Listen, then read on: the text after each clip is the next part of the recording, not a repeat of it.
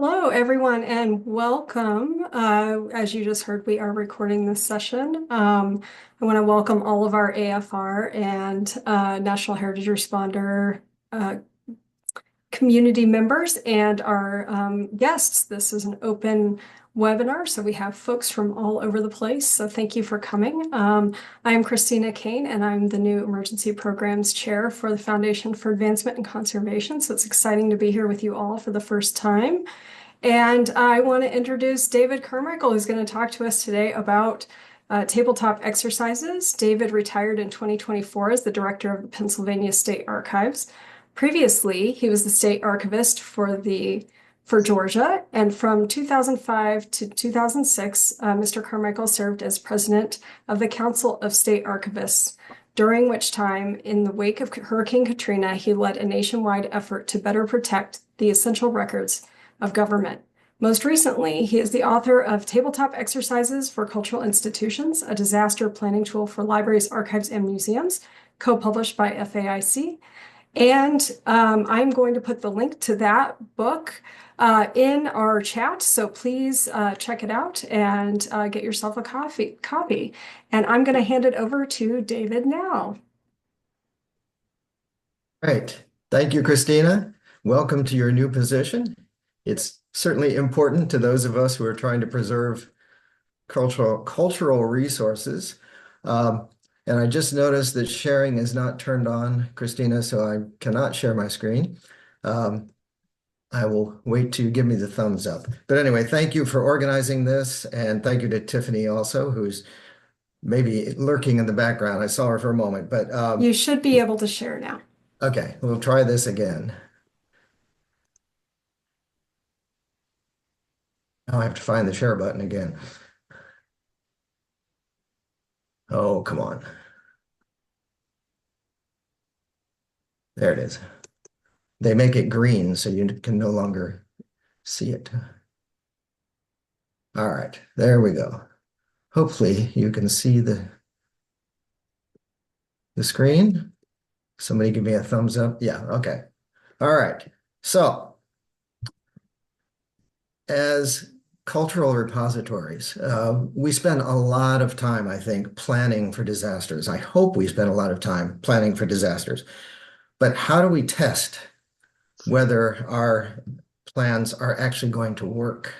And actually, there are a number of traditional ways that we can test things like this. And by the way, let me just say, since I jumped right in here, if you have questions during the talk, please put them in chat and Christina will monitor them. If they're emergency questions, she'll interrupt me. Otherwise, we'll save them to the end. So we spend a lot of time thinking about disasters and planning for them, but how do we test whether our plans are actually working? There are many ways. We use drills all the time. We've been familiar, most of us are familiar with fire drills since we were young children. Fire drills test and other drills test very simple, standardized responses to things. So you hear the alarm, you get up and exit the building, you meet at the designated area. That's a drill. Workshops and seminars are not so much for testing, but they can help us talk through our plan and make sure that we don't see any gaps in it, I guess I would say. Functional exercises are more complex, where you evaluate multiple functions within one or more organizations. Your state emergency management organization or agency probably runs a functional exercise, maybe even annually, just to test their emergency operations center, where people come and sit in the center and respond to things. Within a cultural repository, in my experience, we use functional exercises to do things like in the archives world, to test rescuing waterlogged records. And so, we'll take a kiddie pool and fill it with water and throw a bunch of useless records in there, and then we'll try to recover them and see how we're going to deal with this if we actually have a disaster. A full-scale exercise we may participate in. We are not likely to organize one because they are huge and they are expensive. And normally they're organized by federal government and involve state and local jurisdictions. And resources in a full-scale exercise are actually deployed as if the disaster has occurred. And so it's expensive, it's difficult, and we're not likely to run one, but we might get asked to participate in one, and that's a good thing. Uh, but then there's another way to test plans, and that is the tabletop exercise, which oddly enough is our topic today. The tabletop exercise, as you can see here, is a discussion. You don't deploy resources. You don't go through physical actions. You have a discussion. That means the tabletop exercise is the cheapest way to test your response plans, cheapest way to test your preparedness. The only thing it requires of you is to take some time out of your workday. Somebody has to organize the test and conduct it. And it's very safe to say that you have in your office right now everything you need to organize a tabletop exercise. But don't let that fool you. Tabletop exercises, in my experience, are very, very effective at testing your preparedness. And hopefully you'll see that as we go through this today.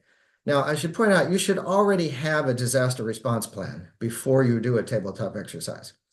You could do an exercise without a plan, but the exercise is really meant to test something. And if you don't have that something, then you're going to have trouble running a test, and it's going to become frustrating pretty quickly. You could also test your continuity of operations plan, your COOP. You could test the incident command system. I know many repositories use ICS in their response to disasters, so you could test that with a tabletop. But they're very flexible, cost-effective ways to test your preparedness. Now, just before we jump into how to conduct them, I'm going to take a little commercial break here for just a moment. Everything we're talking about today is based on this book of tabletop exercises for cultural institutions. I did a lot of research on tabletop exercises, and there's not much out there for museums, archives, and libraries. There's an awful lot out for nuclear power plants and for hospitals, but if you're not one of those, it's a little hard to find something that will help you.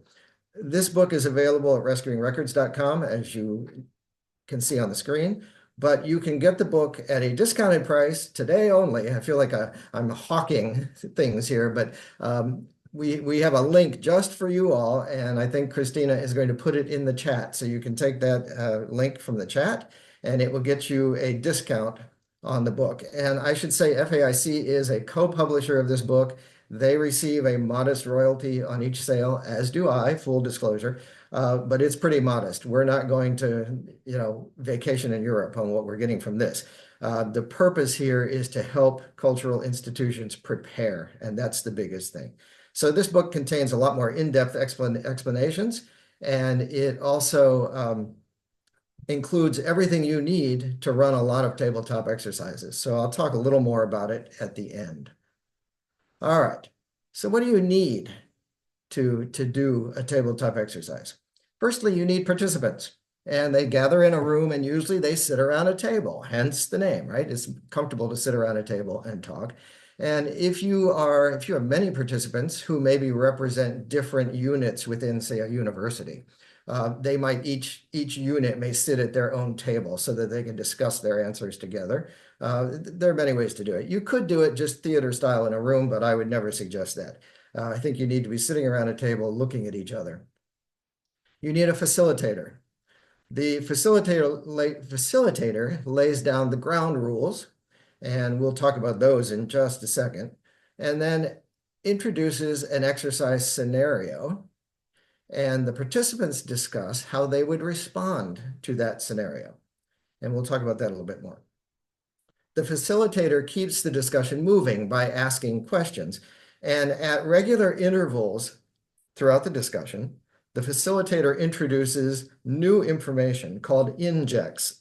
The facilitator is injecting new information into the scenario because, of course, a crisis, a disaster, is not static. It's always changing and moving. And so when you're doing a tabletop exercise, you want your scenario to be always changing and moving. You get new information, some new crisis happens. And so the facilitator will introduce these injects to sort of mix things up as you're going along. So that's what the facilitator does. You're going to want a scribe, or maybe more than one scribe, to take notes and keep a parking lot list of things. Parking lot items are things that might derail the discussion, but are worth keeping track of. So you're going to come back later if there's time to discuss them. So you're probably going to need a whiteboard or sticky pads. And I always think meetings go better with snacks. Enough said. So that's what you need to hold this. What do they look like? I'm going to use this scenario of a drought as an example to walk us through this. Now, many crises, probably most crises, are very fast acting and require very rapid response. But not every crisis is fast acting, and some of them can be very slow developing, such as a drought. It develops over a very long time, but it still requires an intervention and an action plan on your part. And so the drought scenario is a good example of that. And I also use this because for most of us, if we talk about flood and fire, we might be a little dismissive of that. Oh, our disaster plan tells us all about what we should do, right? Most of us probably don't have drought in our disaster plan. Some of us probably do, but not everybody. So your disaster plan might not say much about drought. So if you've brought your disaster plan to the tabletop exercise and the scenario is a drought, you may look through your plan and say, well, we got a problem here. And that's good, because at the end of the tabletop exercise, you're going to decide what action items do we need to take now. And maybe you want to put drought in your action plan. Why? Even a major water main break could produce the same conditions that a long drought would produce. So putting it in your disaster plan may not be such a bad idea.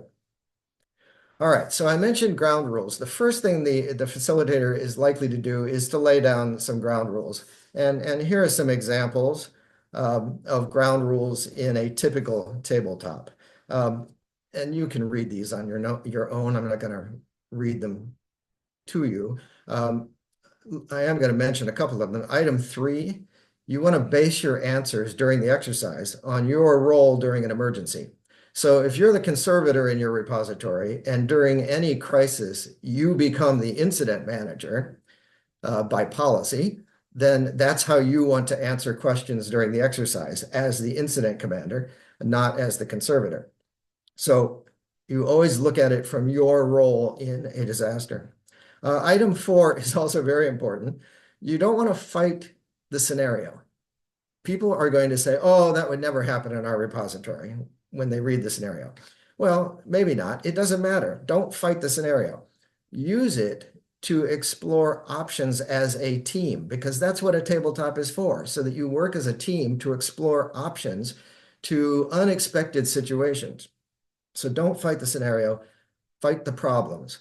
If the scenario is totally out of the question for your repository, then you're probably not going to use that scenario. Whoever organizes your tabletop exercise is either going to completely rewrite the scenario or go to a different scenario. So you don't want it to be totally, off the wall for you.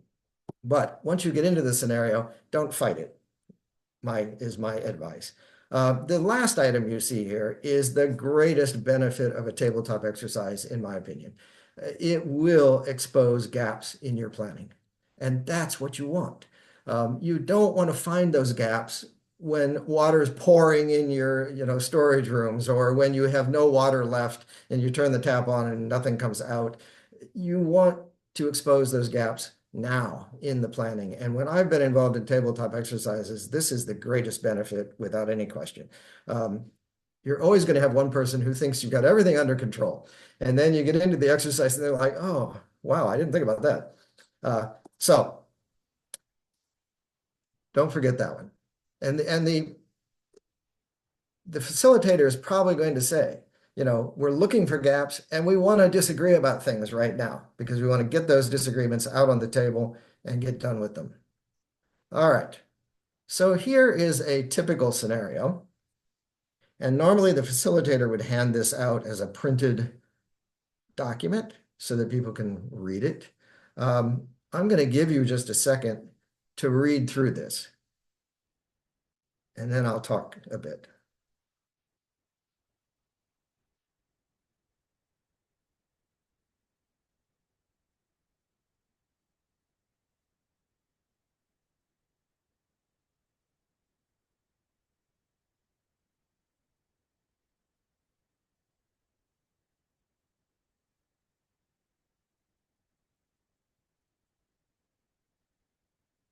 Okay, so basically the director's directive says that this is a voluntary reduction at the moment, and you're asked to reduce water consumption by 25% based on last year's usage. The facilitator is going to introduce this, give you time to sort of digest it, and then she's going to start off with some questions. And these are good questions to start off with. The facilitator can come up with any questions. It doesn't matter, but here's two that I'm offering up here. Um, if you were doing this scenario in your repository, there might be someone present, and hopefully they would be invited to be present, who knows the answer to the first question and to both of these questions. How much water does your repository consume in a month? And what accounts for most of that water consumption? If I ask for a show of hands, I wouldn't be surprised if almost nobody knows how much water their repository consumes. I directed repositories for years, and I did not always know how much water we consumed. I tried to stay in touch with that, but so your facility manager would probably be invited to this tabletop exercise and maybe alerted in advance. Look, we need to know this information, or maybe you just don't know the answer, and so there's your first gap in your discussion. So the scribe writes that down somewhere that we need to find out how much water we use and for what purposes. And later on, somebody will be assigned to go out and get that information and write that up. So if the person who is facilitating has done their homework, because they, of course, are aware of what this is going to be doing, they may have some information they can offer. This is water usage in office buildings, according to the EPA. Now, you have to notice the footnotes here because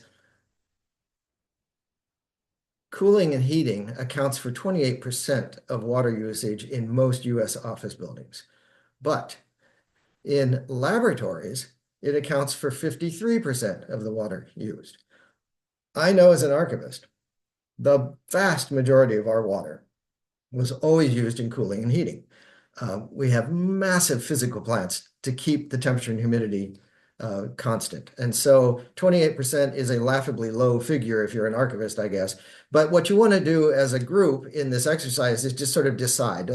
Here's what we're looking at. We're going to assume that cooling and heating is the bulk of our water use and domestic restroom comes next. Now, again, this is office buildings. 37% of the water is used in restrooms and kitchens in office buildings.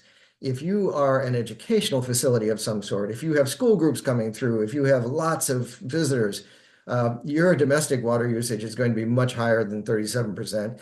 And in educational facilities, the EPA says 45% of the water usage is domestic restroom sort of usage. So what you're trying to determine is, as a group, you want to say, all right, we're agreed that pretty much this is how our water usage stacks up. And if we don't know specifically, we're just going to use this for our exercise. And then we'll have a team that will sit down and really figure this out afterwards. And so the facilitator is going to ask some additional questions.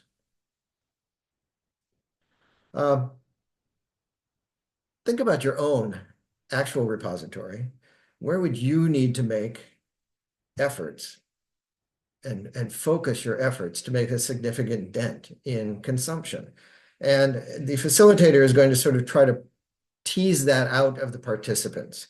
The other thing the facilitator might need to do is personalize the information a little bit more to your repository. She might say, you know, if reductions are mandated, the government says they're going to be based on last year's consumption, and our building was closed to the public for most of the year last year while we were doing renovations. So our water use definitely wasn't typical. So we're going to need to consider how we address that issue. And so the facilitator may go through each of these categories and just try to elicit a conversation from the participants. How would we reduce this particular category? I'm going to skip the first one unless you have a lot of people who use your kitchen at work.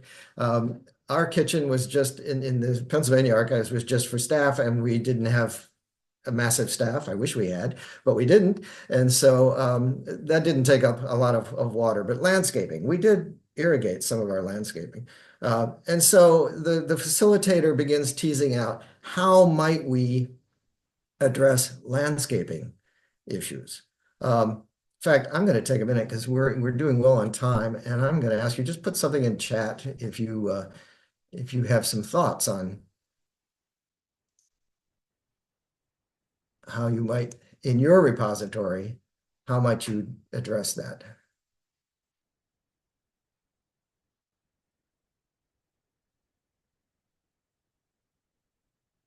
I have to find my chat. There it is.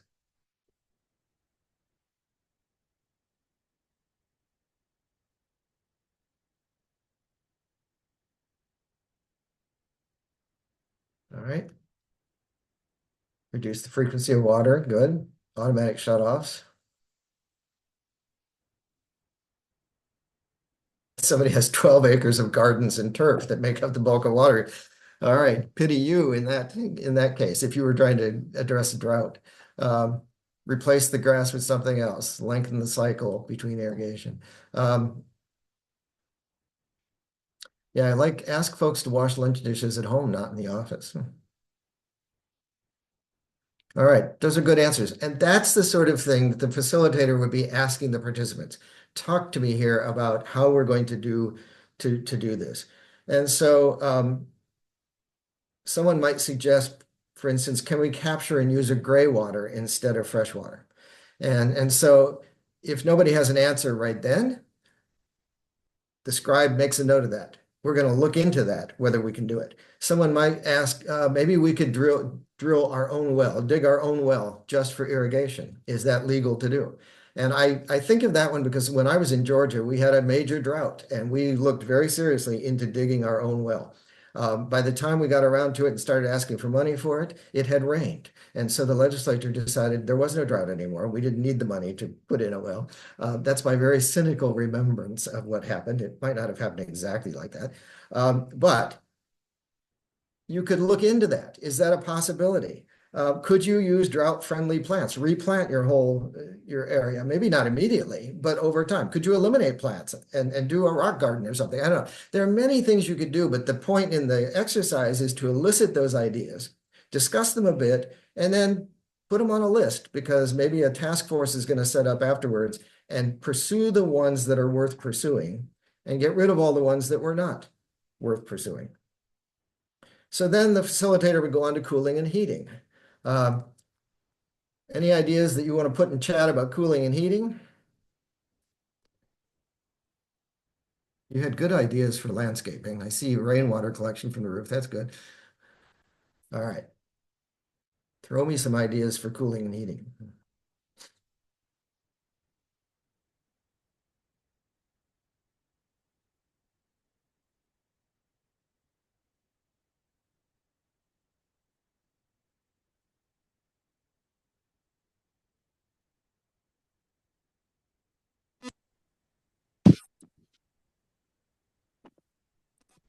Well, for seasonal drift, relax the set points, nighttime shutdowns, setbacks, expand the acceptable temperature range. Okay. So these are ideas that people would come up with during the tabletop exercise. And it would probably lead to some very exciting discussion in a cultural repository when somebody says, oh, I think we should just have a much broader range of temperatures or shut them all down at night. Again, we went through this in Georgia and we decided it seems insane to shut the systems down at night, but what happens if we do? Nobody knows. So we decided to run a test and we would shut them down at night for a period of time and actually measure the change that happens. And we would do it only during a shoulder season or something where it's not going to be 99 degrees and 99% humidity. And we found that since our storage areas were poured concrete, heavily insulated, that the temperature and humidity fluctuation with no HVAC for 8 or 10 hours was actually quite modest and was within ranges that we could live with. And so what we ended up doing was getting grant funds to automate our system, which was not automated to do this, so that we could automatically set it to shut down for a period of time overnight and then come back on. Now, would everybody make that decision? Probably not. But the point here is to bring up ideas and then investigate what is possible. And if people don't bring up crazy ideas, then you'll never investigate whether they actually work or not. I will say in Pennsylvania, we tried the same experiment where we tried to shut down HVACs at night, and it didn't work so well. The building was not as insulated, and although we thought it was, but it didn't. We got a lot more fluctuation than we had expected, so we couldn't do that. So someone else might suggest, reducing visiting hours. And then there's going to be a discussion about the pros and cons of that. Can we shut down, more days a week, or maybe have evening hours when it's cooler and we don't have to, cool the public spaces so much, or whatever might come up. So, and I'm looking at your comments, your suggestions in the comments. These are really good suggestions. And even installing a revolving door, I love that one. So all like an airlock between rooms. This is what would come up in your discussion.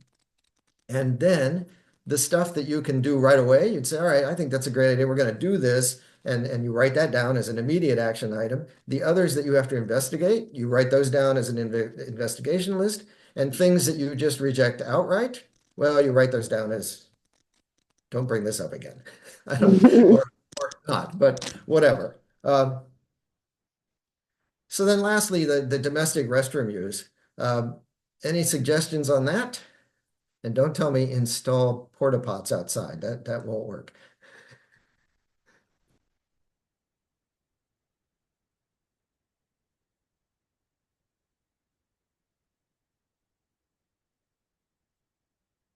I'll give you a minute and I'll drink some water. This is just water, but just so don't worry.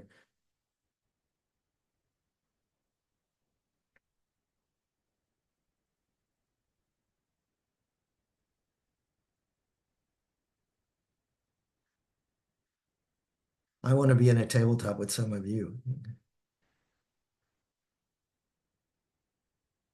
Okay, these are really good suggestions. Some of them are long-term, install more efficient toilets, signage about water conservation.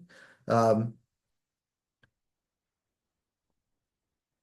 of the things, for instance, someone might suggest is put signage in the bathrooms and hand sanitizer and ask people, don't use the water, use the hand sanitizer, right? Instead of washing your hands. Now, if you're in an archives, that's going to create a big conversation because archivists don't want people handling their rare documents right after they've used hand sanitizer. But can we use signage and policy and procedure to get everybody in the building to use hand sanitizer, but when somebody comes to use original documents, ask them to please go wash their hands first and then come back so they can wash their hands. I don't know. There are many things that will come up in such a discussion. But the idea is to generate those ideas and then see what can be done. All right, so now the facilitator, after the conversation has gone for a certain period of time, the facilitator is going to introduce the first inject. And I'm going to give you a second to read.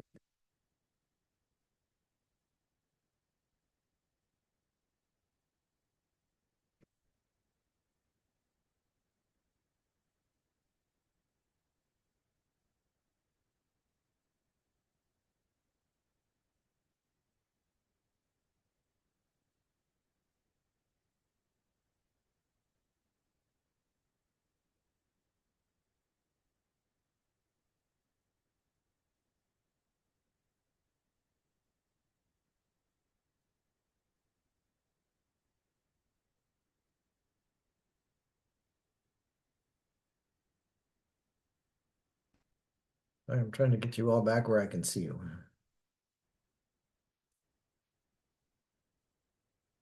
Okay.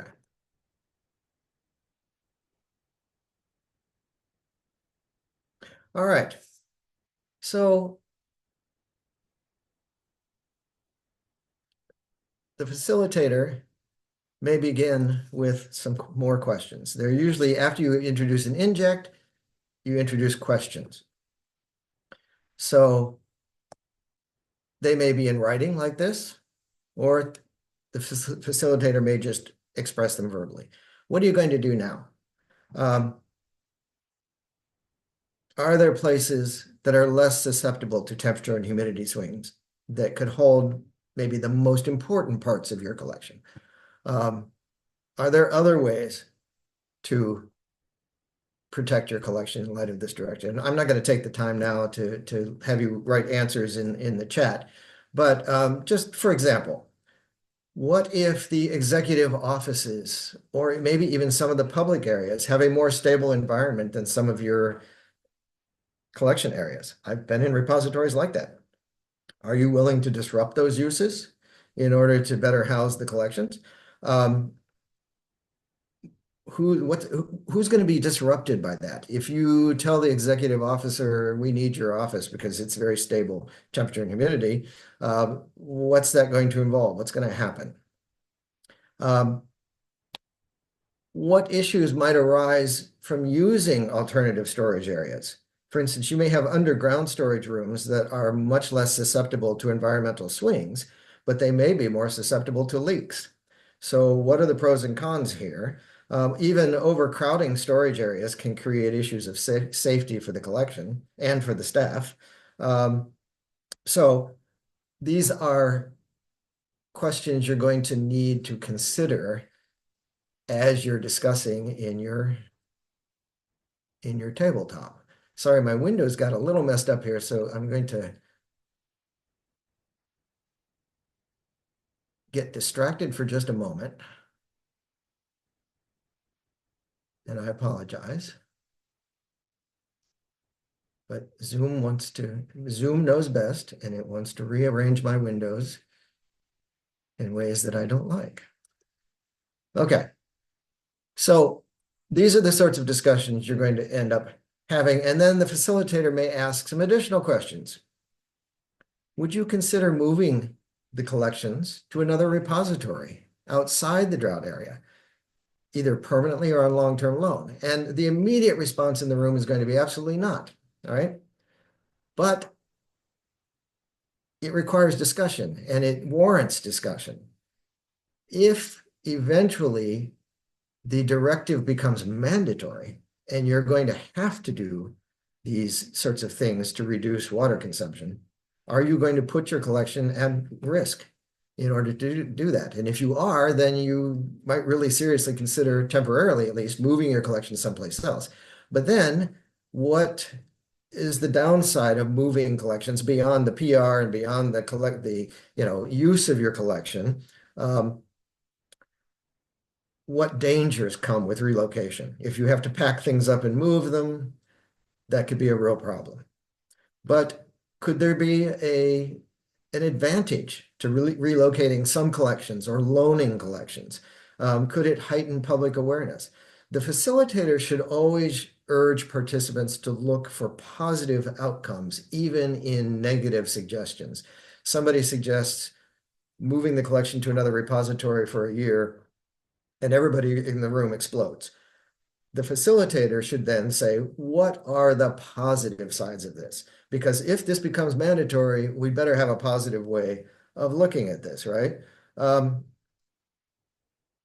second, could you move digitized materials to remote storage and not provide access to originals? It's easier for archives than it is for museums, I know, but many museums digitize their materials, and they could be used in certain situations, in certain scenarios.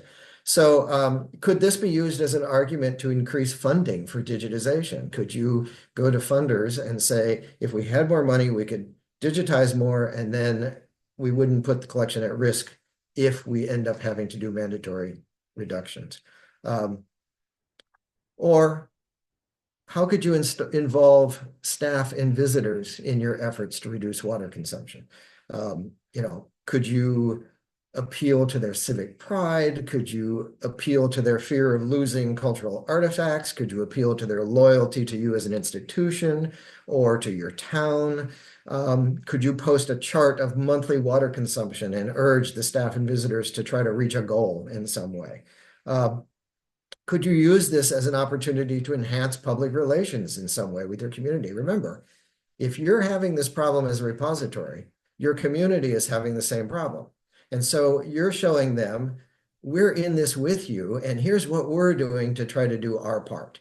And if you're just a resident of the town and you're trying to reduce your water consumption, then it's going to be a positive thing to see that this institution is also doing their part to reduce water consumption. Do your collections provide historical context for this sort of pending disaster, or ways of providing artistic expression to this potential disaster?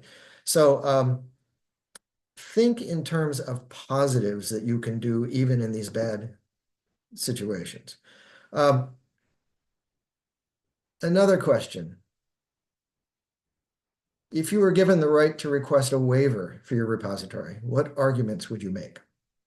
Now, here is where the facilitator has to resist every effort by staff to justify 24/7 air conditioning, humidity control, just like we've always done.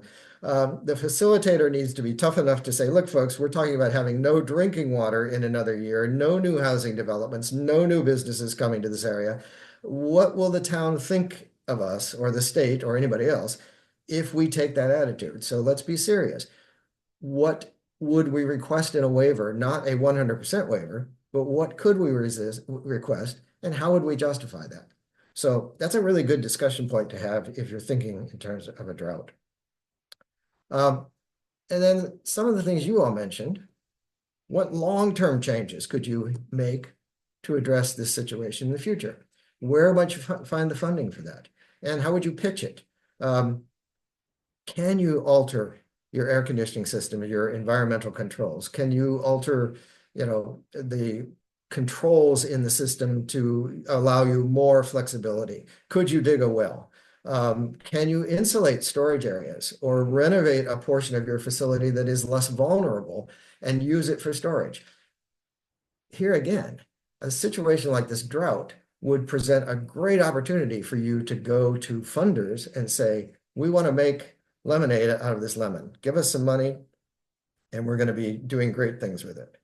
A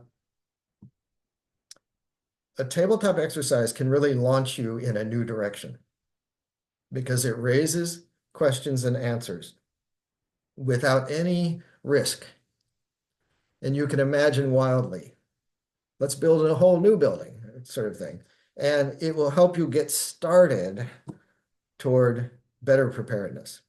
So once the discussion has ended, or time has run out, or the participants have begun to sag down in their seats and can't go on any longer, the facilitator is going to end the exercise with something that is called a hot wash.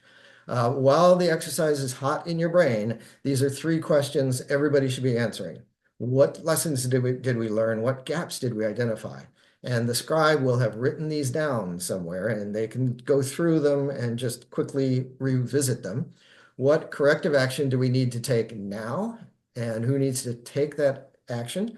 And what corrective action do we need to take in the long term? Will we need a task force to come back and really think through this? One tabletop I was in, it became apparent that one part of the repository had no idea where we kept the plastic to cover stacks if a leak was discovered. Okay, that's something we can solve right now. Right after this exercise, we're going to go take care of that. That's a good corrective action, but longer actions may require more work. And then always talk about what are we doing well that we need to continue doing. Don't always make this just a negative sort of, oh, we've got gaps, we're not doing it right, we're not doing it right. You will identify things that you're doing well in this exercise, and you should highlight those and celebrate them even as you're looking for other ways to improve. All right, so I'm going to give you another commercial break here for a second. You've seen very quickly how a tabletop works, and you can write your own scenarios and injects. The purpose of the tabletop exercises book was to write scenarios and injects and a facilitator guide for libraries, archives, and museums. Because as I said, when I did research on these things, I could not find really good stuff that I thought was practical. for what we go through as cultural repositories. So there are 14 scenarios in this book, and there are 10 express, I called them express scenarios. They take maybe 15 minutes to discuss. And they are things you could bring up at a staff meeting. We're going to take 10 or 15 minutes and we're going to discuss an express scenario. And it might be, does everybody know what to do if you suddenly see a patron collapse at a table or at an exhibit or in the lobby or something like that? We assume that people will know what to do or will react. But an express scenario will get people talking through it and will identify gaps in thinking. And we can make sure that we're all on the same page in such a scenario. The major scenarios, the 14 themselves, have the complete scenario written out, and all the questions, all the injects. Did I skip a slide? No. All the injects that you need, and you can copy these out of the book and use them in-house for your own purposes. So I would urge anybody using them to read through them, and if need be, rewrite them more specifically to their scenario. But I tried to write them in ways that would meet just about every repository I could think of. So that's how you conduct a tabletop exercise. As you can see, it's a very, very simple tool. I hope you can see that it is a very powerful tool, and it can lead to much discussion, to much change in your repository. But I encourage you, and whether you use the book or not, I encourage you, think about doing a tabletop exercise at least once a year in your repository and help yourself prepare in that way. So I appreciate all of you participating today, and I would be glad to take questions or comments. And I see Christina is going to help me with Yes. with what's in chat. Thank you so much, David. That was wonderful. We did have one question so far in the chat. Is there an ebook version, or might there be one forthcoming? There might be one forthcoming. I've been thinking about it, but I've not gotten around to see, I retired and then I didn't want to do anything anymore that had anything to do with work. So so I stopped thinking about these things. But I was thinking recently, yeah, we really need to do a digital version. So keep an eye out. Great. And then I invite anyone to put any questions in the chat, and I will moderate those. Otherwise, you can raise your hand and come off mute, and I'll call on you, and you can come off mute and ask David in person. So please go ahead and ask your questions.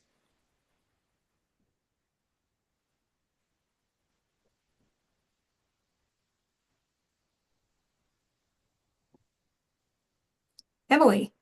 Since everybody's being quiet. Thank you, David. Thank you. For this. It really is helpful. I will give a very quick example of why this is so incredibly useful.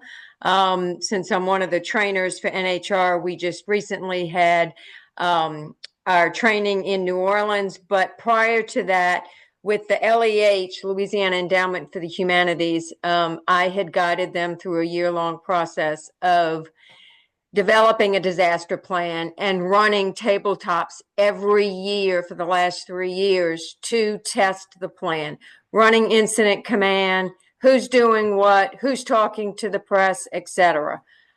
2 months ago, right after actually having the training in New Orleans, they're in a historic building with an incredible collection in their museum, and the front of the building collapsed. And because it was historical bricks and it all fell, and they ran what they knew because they had practiced it. It's not an easy situation, but they, everybody did what they needed to do. And we've gotten some thank you that we've been doing this and running tabletops, because they were able to click in and remember, call who they needed to call, and run through the scenario. Totally different than typical New Orleans preparing for a hurricane. Right. but the front of the building collapsed. So they were able to get everything out. So thank you for the book, because it gives us just that many more scenarios to kind of work through. But they really do work.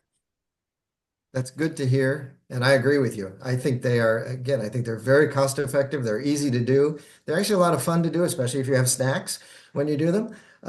But we can never have too many discussions about how we're going to respond in an emergency.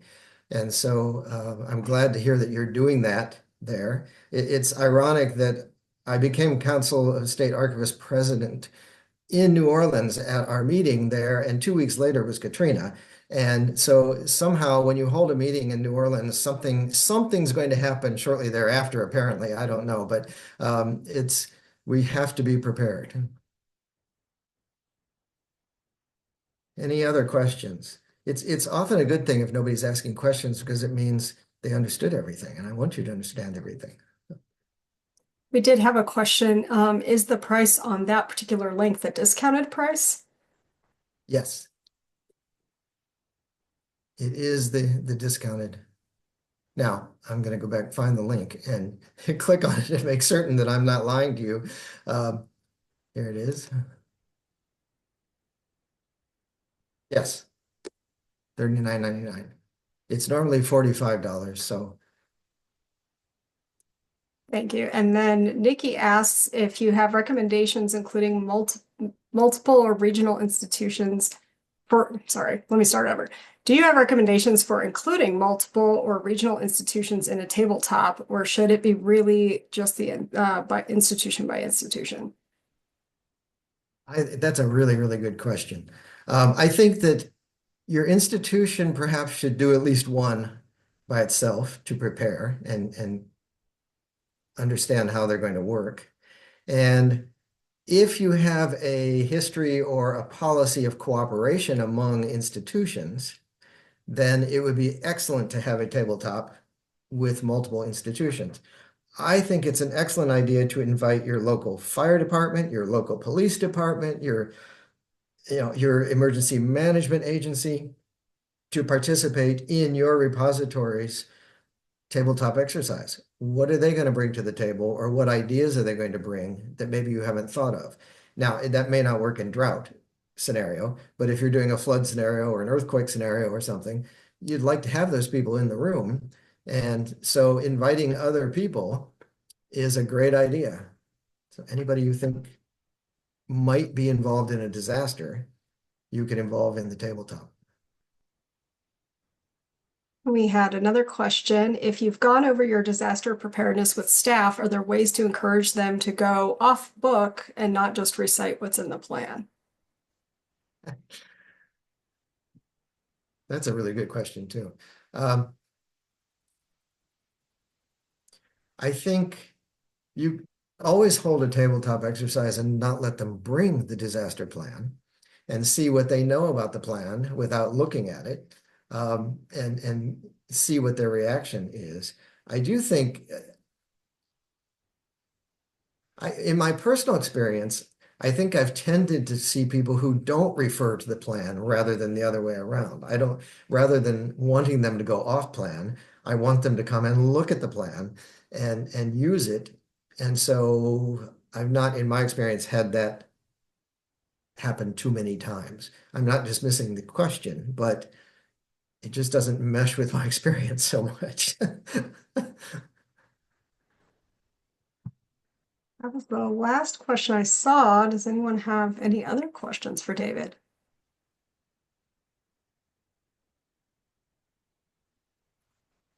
How do you introduce unexpected events? Now, are we talking about the injects during the?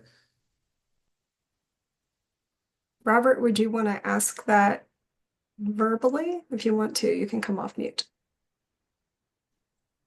Hi, yeah, I'm just wondering more like if you were drilling a particular scenario and you kind of wanted to simulate, a real life situation where maybe uh, your incident commander or someone in the EOC is like not able to address something, or isn't able to attend, just sort of like an Yeah.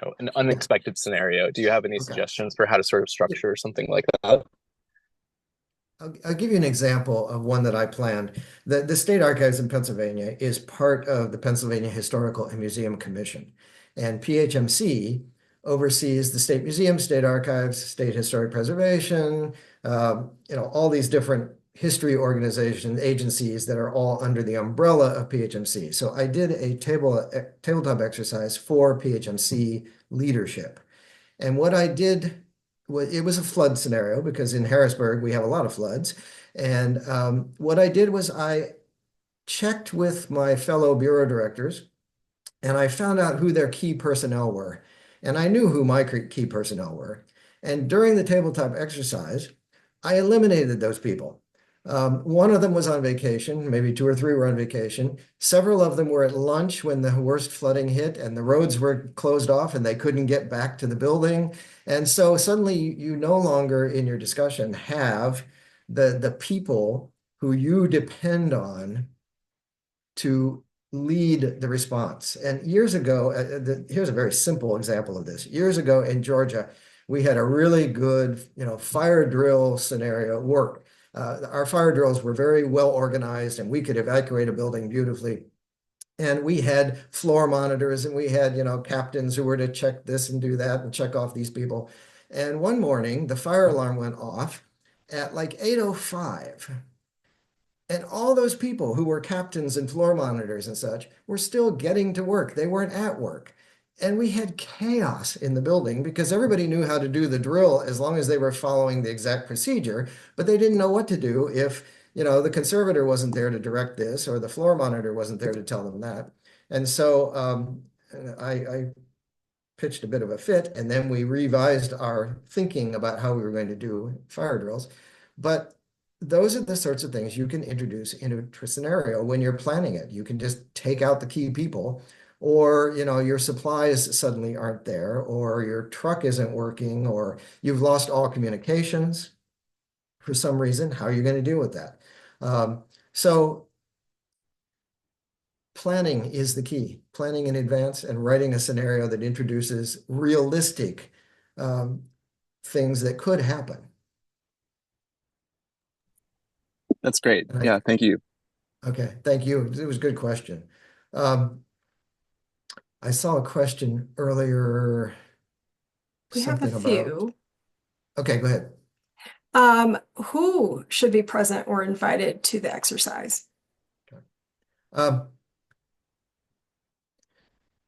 This can depend on the size of your repository and your staff. I've done workshops with the Smithsonian Institution, for instance.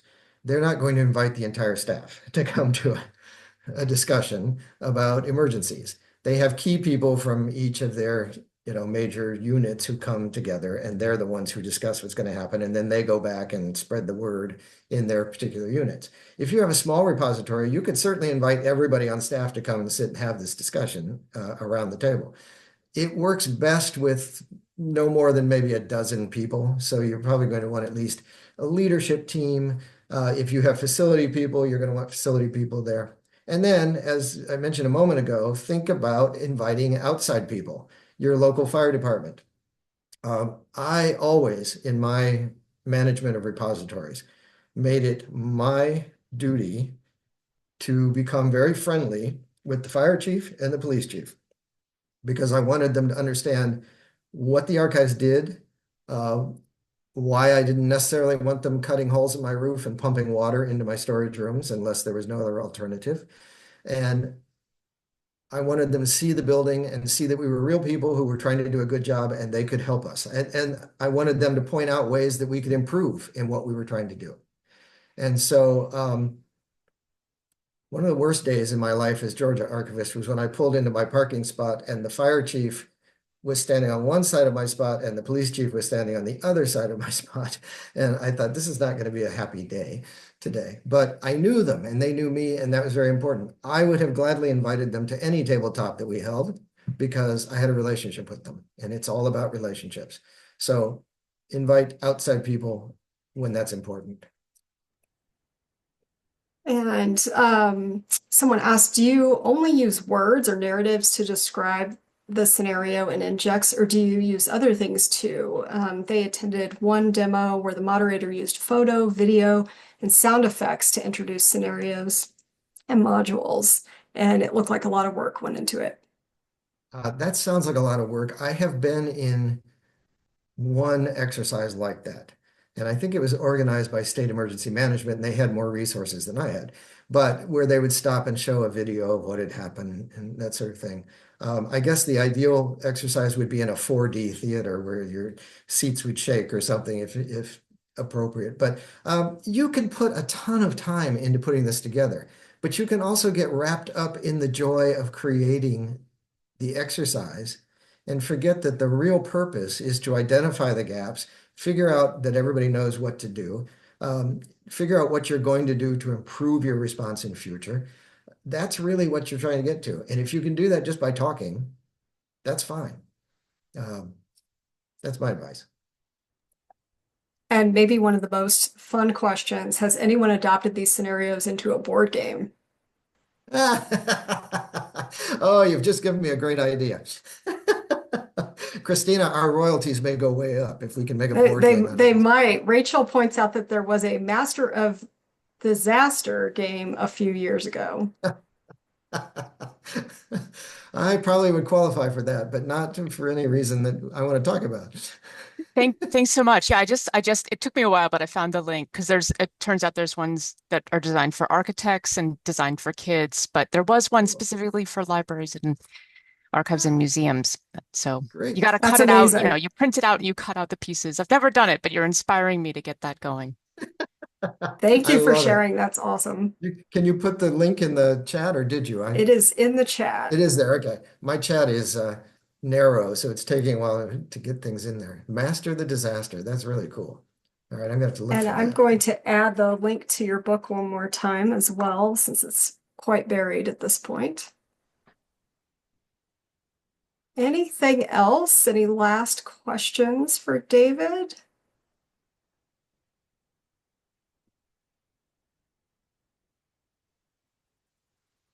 If not, I thank you all very much. I guess that's Christina's line, not mine, but That is I thank I you.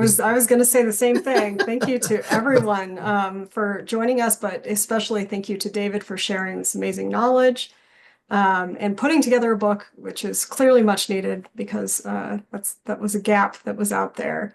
So you're getting all the thank yous in the chat right now, and I'm going to end the recording. But if there's any last things, please go ahead and let us know.